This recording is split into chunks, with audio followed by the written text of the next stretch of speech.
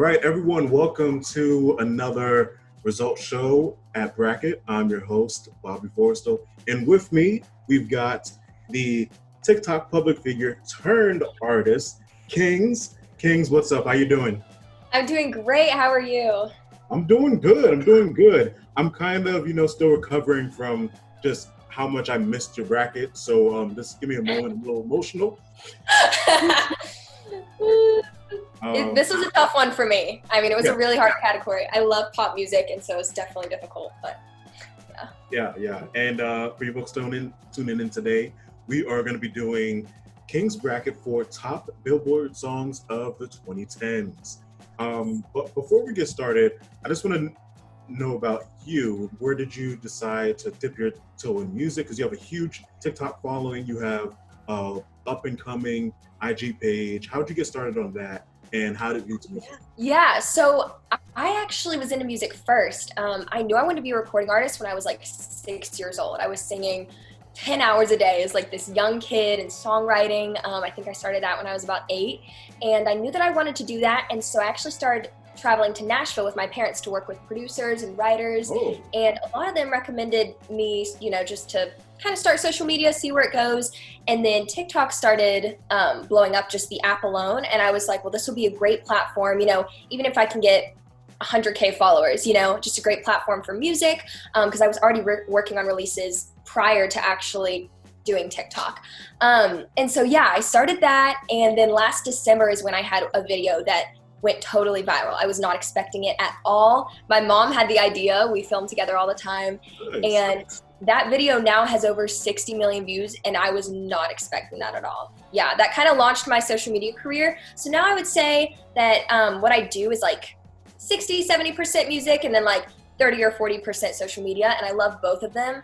But yeah, that video of me singing, it was me singing my Starbucks order, that really launched my social media career. So now I'm just loving doing both of those, and yeah, it's been a crazy ride. In terms of music style, who would you say has impacted you the most? Is anybody here on the bracket that the viewers might know about to win? Wink, wink.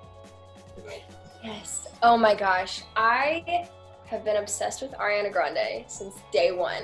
I was like 9 years old. Like, her voice is absolutely incredible. Every song that she would do, I would try to learn it, sing it to the best of my ability, and she definitely inspired me a lot. I would say that our styles aren't exactly the same. I kind of just like to do my own thing.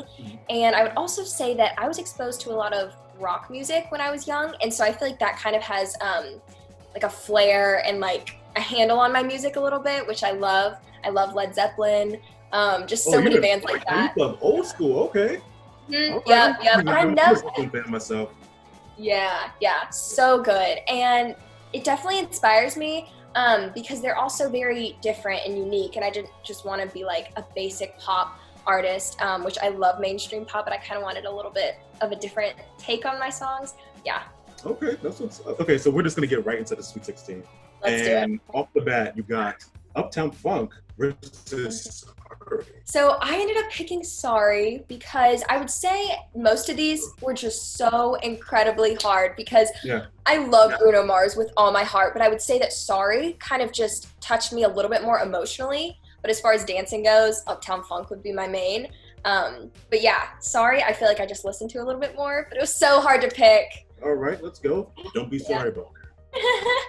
So we've got Shake It Off versus Royals. What'd you end up picking? Yeah, I ended up picking Shake It Off, and it's because Taylor is my queen and has been literally forever. I love Royals too. I mean, Lord is amazing, but Taylor Swift, I feel like I listened to the song more and related to it more at the time. All right, and last in the Sweet 16, we've got Firework versus We Found Love, and you went with? Firework. Okay, I have to say, I think this came out when I was 10 or 11. I didn't stop singing the song for a year. And so that's what I had to go with because it's just so amazing. I love Katy Perry. She's incredible. Now we're in the top 8, and that's when things get hectic. You got Sorry versus See You Again. This must have tore you apart. Yeah, I had to go with Sorry. I love that song so much. See You Again is incredible, but I think I listened to Sorry just a little bit more. Ooh, this side is fun. You got Shake It Off versus Love Yourself. Who'd you go?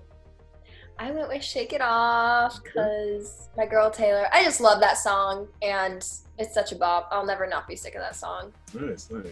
All right, so now we've got the final four. We've got first up, Sorry versus Without Me. Who'd you go with? I went with Sorry. I just love that song. I actually want to play it right after we get done with this because it's such a good song. Oh my gosh. Yeah. And it's a bop. It's like emotional, but it's also upbeat, so you can dance to it. Yeah. Just love it. Okay. And on the other side, Red versus Green, you've got Shake It Off versus Fireworks. Two dance bangers. Who'd you go with? Firework. Had to go with Firework. Yeah. Okay. Which leads to such a polar opposite for a final round. We've got Sorry versus Fireworks. And those of you that still have a decent bracket after this, Kings, you went with Firework. Oh, okay. So how did you describe that to me? Like, how did you balance like happy and upbeat with emotional? How did you end up picking? So when it came down to it, when I was thinking of the entire decade, the song that stood out to me more was Firework. And that's why I had to go with that one because I love Sorry so much, but I sang Firework and listened to that nonstop for years. So that's the winner. Nice. Kings, I want to thank you so much for playing. Absolutely. Before you go, do you want to give out your handles? Absolutely. Okay, so you can find me on Spotify, Apple Music, Amazon Music, YouTube, like he said, at Kings. And you can look up Call Me When You Grow Up, which was my first single, and I should pop up. You can also follow me on TikTok at She Is Kings, as well as Instagram. I also have a second Instagram that I'm super active on, and I try to respond to tons of DMs. It's She Is Kings 2, TOO. Thanks for joining me. And everyone watching, thanks for tuning in. And we'll see you on the next episode here at Brackit. Bye, guys.